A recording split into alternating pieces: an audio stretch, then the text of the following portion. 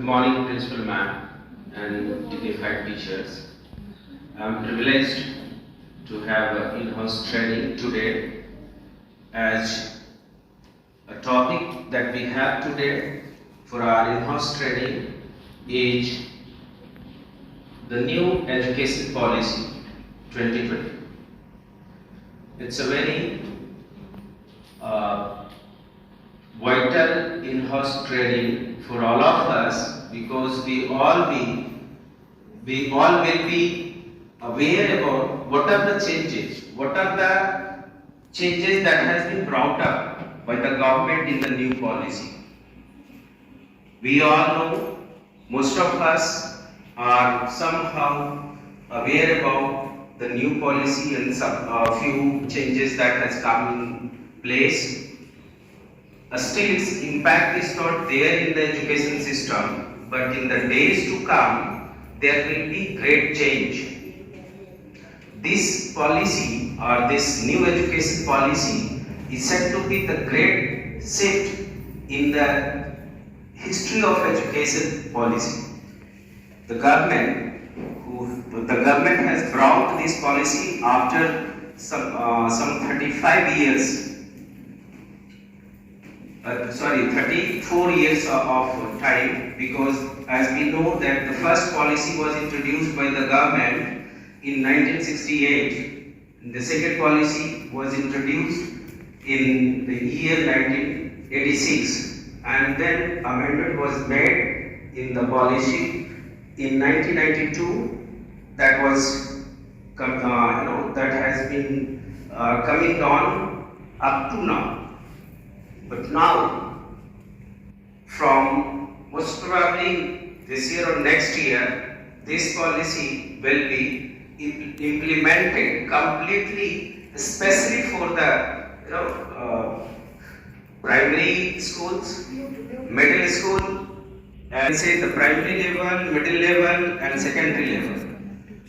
And some of about the new education policy that was introduced by our government in the year 2020.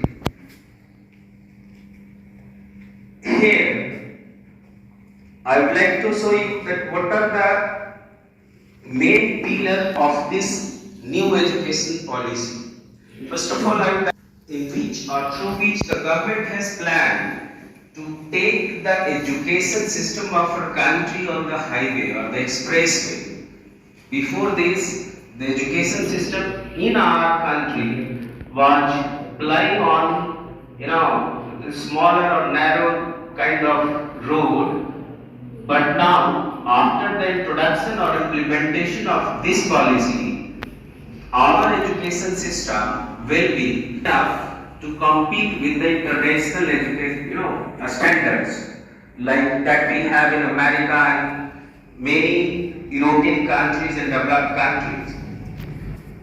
There are a number of changes has been brought up by the government.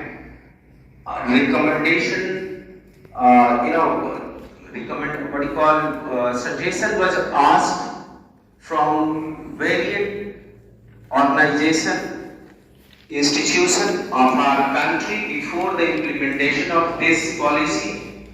Right from the panchayat level up to the higher level, the suggestions were, called in, and more than lakhs of suggestions was, advice were given, and some of those advice were taken in the policy. So this policy is brought up by the government after much consideration, after much wait. So there are 5 pillars of the new education policy. These are the fundamental things which even our constitution permits to have these all. As we all know that in 2002 there was a in the 86 amendment, the right to education was introduced, in which education was made compulsory and free for the age group of 6 to 16 years.